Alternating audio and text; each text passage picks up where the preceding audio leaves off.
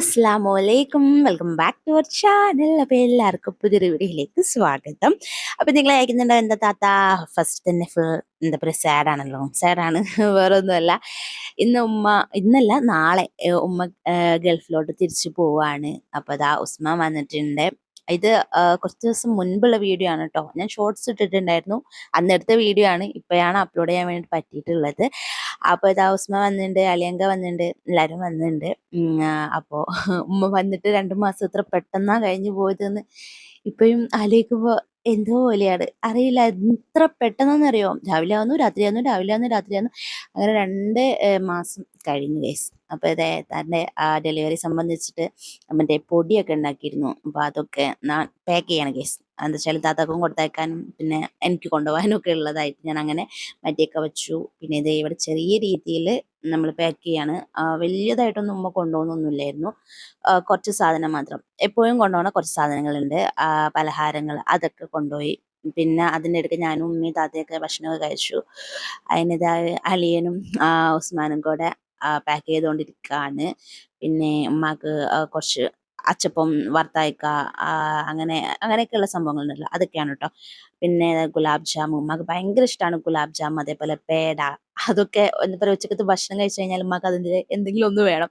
അതിനെയാണ് കേട്ടോ. അപ്പോൾ അതിൻ്റെ അങ്ങനത്തെ കാര്യങ്ങളൊക്കെയാണ് ഉള്ളത്. അപ്പോൾ വെയിറ്റ് കൂടിയോ എന്നൊക്കെ ഒരു ഡൗട്ടായി. അങ്ങനെ ഇത് പൊന്തിച്ചൊക്കെ ഉസ്മാൻ നോക്കുകയാണ്. ഉസ്മാൻ തൂക്കി നോക്കുകയാണ് കേസ് കയ്യിൽ വെച്ചിട്ട്.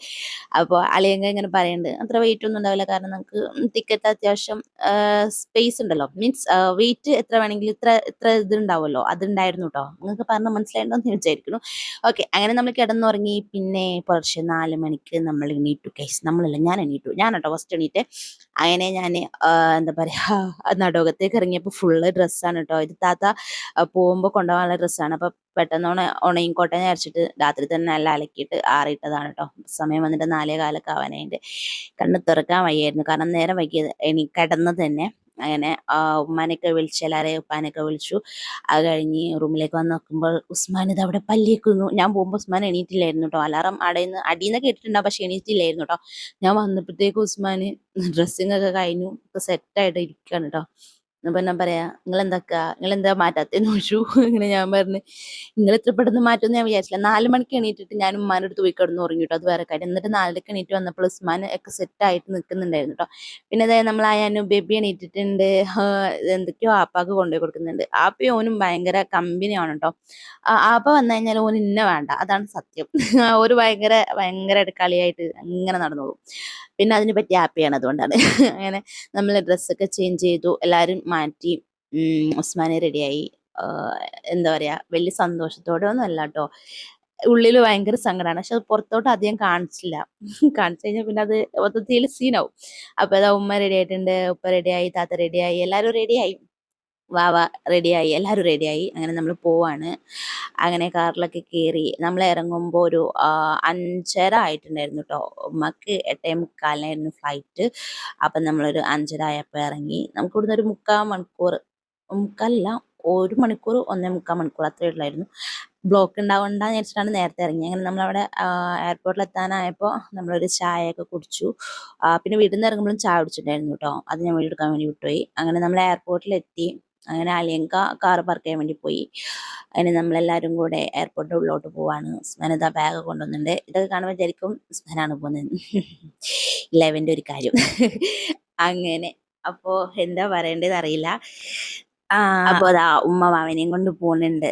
നല്ല ബുദ്ധിമുട്ടുണ്ട് കേട്ടോ എല്ലാവർക്കും, ഇത്താക്കാണെങ്കിലും ഉമ്മാക്കാണെങ്കിലും. കാരണം താൻ ഡെലിവറി കഴിഞ്ഞ് അതിന് വേണ്ടിയിട്ട് വന്നതാണ്.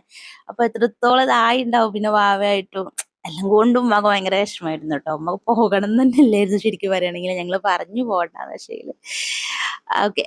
പിന്നെ കുറേ പേര് ചോദിച്ചിട്ടുണ്ടായിരുന്നു ഉമ്മാക്ക് എന്താണ് ജോബ് എന്ന്. അപ്പോൾ അതിൻ്റെ വീഡിയോ ഒക്കെ ഞാൻ ഓൾറെഡി ഇട്ടിട്ടുണ്ട്. വേണമെങ്കിൽ ഇതിൻ്റെ ഏരോ മാർക്കിൻ്റെ കൂടെ ഞാൻ കൊടുത്തേക്കാം. അല്ല, ഇതിൽ കൊടുക്കാൻ പറ്റില്ലല്ലോ. എന്തായാലും നിങ്ങളൊന്ന് കയറി ചെക്ക് ചെയ്ത് നോക്കട്ടോ. അതിപ്പോൾ എങ്ങനെയും ലിങ്ക് കൊടുക്കാൻ പറ്റാത്ത അവസ്ഥയാണല്ലോ. അപ്പോൾ അതേ വെയിറ്റ് കൂടുതലാണെന്ന് നമ്മൾ ഇന്നലെ രാത്രി പറഞ്ഞിട്ടുണ്ടായിരുന്നല്ലോ. അപ്പോൾ വെയിറ്റ് കൂടുതലാണോ എന്നൊക്കെ നോക്കി കറക്റ്റ് ആയിരുന്നു കേട്ടോ. കറക്റ്റ് അല്ല, എന്നാൽ ഇനിയും നമുക്ക് സാധനം കൊണ്ടുപോകാൻ വേണ്ടി പറ്റായിരുന്നു. അങ്ങനെ എല്ലാവരോടും യാത്രയൊക്കെ പറഞ്ഞ് ഇറങ്ങാണ്. നമ്മൾ എത്ര വിഷമം ഉണ്ടെങ്കിലും പുറത്ത് കാണിക്കില്ല, കാരണം അത് ഉമ്മാക്ക് ചിലപ്പോൾ താങ്ങാൻ പറ്റില്ല. അങ്ങനെ അതൊക്കെ കഴിഞ്ഞ് നമ്മളിതാ വീട്ടിലേക്ക് തിരിച്ചു പോവാണ്. ഇനിയിപ്പോൾ വീട്ടിൽ കയറി ചെന്ന വല്ലാത്തൊരവസ്ഥയാണ്. അറിയാം അതിപ്പോൾ പ്രവാസികളെ മക്കൾക്കാണെങ്കിലും പ്രവാസികളെ ഭാര്യമാർക്കാണെങ്കിലും ഒക്കെ മനസ്സിലാവും നന്നായിട്ട്. അത് ഞാൻ പറയേണ്ട ആവശ്യം ഉണ്ടാവില്ല എന്ന് എനിക്കറിയാം. അപ്പോൾ എന്തായാലും ഇത്രയേ ഉള്ളൂ. ചെറിയൊരു വീഡിയോ ആയിട്ട് എടുത്തതാണ്. നമ്മളെല്ലാ വീഡിയോസും ഇടുന്നതാണല്ലോ. അപ്പോൾ അങ്ങനെ എടുത്തതാണ് കേട്ടോ. അപ്പോൾ വീഡിയോ ഇഷ്ടമെങ്കിൽ ലൈക്ക് ചെയ്യാൻ വേണ്ടി മറക്കണ്ട. Tata bye bye.